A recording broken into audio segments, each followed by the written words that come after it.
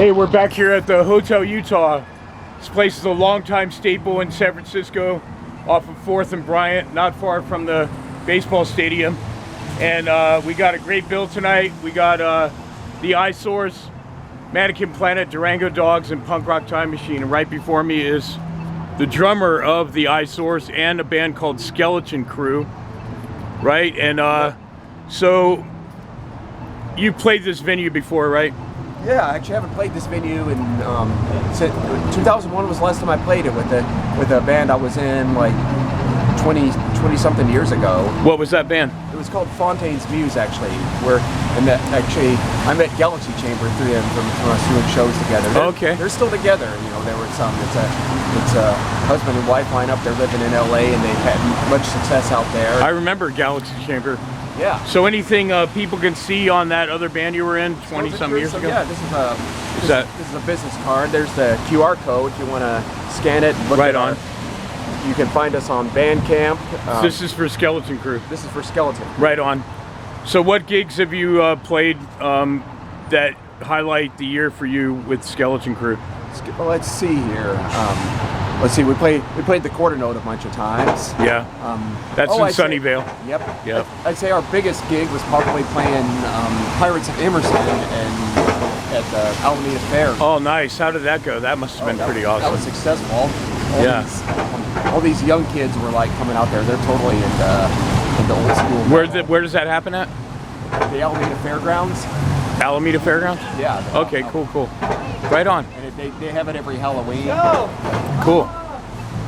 Right on. And this recent gig that you and the Eyesores have played this holiday in the park in San Jose, how's that gig? You played it a few times now, right? Yeah, we played it. This was our third year playing Christmas in the park. Yeah. Good times. Yeah. Holiday cheer. So, any other shows that are memorable throughout the year with either band? Yeah, I played a whole bunch last year. I'm trying to think of. I know we played just the Alameda Fair with Skeleton Crew. Yeah, the regular fair. I'm trying to think what else we did. I think we played. Was it Revolution? No, not Revolution Cafe. It was Retro Junkie. Oh yeah, Walnut Creek. You guys played there? Yep. With Skeleton Crew? Yep. Nice. So we know Metalhead's working on this long-awaited comic book for you guys, and you guys had your record release party at Ska Dog Records. I was there filming that for Party Animals. Yeah. So so that's out, and everybody check for that record. It's actually on a CD format. And where can they hear some stuff online? It's also on. Yep, it's on Bandcamp, and you can also find that on Apple and Spotify. The album's called Party Animals. Band's the Eyesores. Cool. What about any recordings for Skeleton Crew? Yes. And where right here at this, just scan that QR code. You can find. That'll take you directly to our Bandcamp. But we're also on Apple and Spotify. That's our logo to look up. Cool. This is the picture of the band right here. Awesome. And all the contact info. How would you describe the sound of Skeleton Crew? Skeleton Crew, well, I describe it as melodic rock and roll. Right on. Some people say it sounds very 80s like. Our lead singer was from the 80s band Damage, and then the rest of my guys, you know, they grew up in the whole 80s era. Yeah. But we're not trying to stay stuck in that sound, you know. Right on. It just comes out of us. And we know for Eyesores it's more like punk rock. It's got some rock and roll, some metal. Metalhead likes to call it drunk rock because you guys like to drink, or he does. We're very influenced by the Eyesores. Are very influenced by bands like Dead Kennedys, early Suicidal Tendencies. Yeah. What's the other one? That's all good stuff. Classics. Some people have compared us to DRI.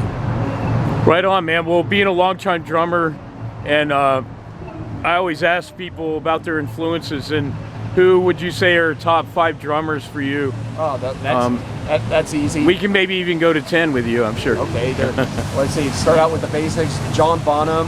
I have his exact kit. Big Zeppelin guy, you are, yeah. Neil Peart.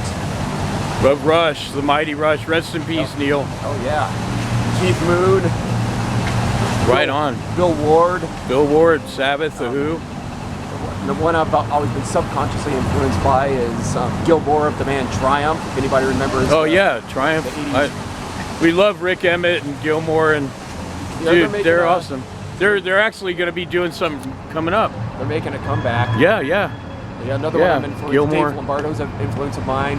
Gil also sings too, which is a rare singing drummer. Yep, that's another influence because I do some singing. I'm starting to do a lot more singing and backup vocals. I've been compared to David Gilmour with my vocals. Right on. Got the lower voice. And you're definitely a Lombardo guy, Slayer, Dave Lombardo.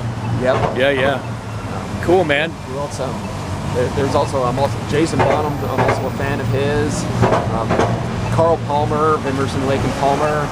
Man, all the great stuff, in my opinion, is 70s first, 80s second.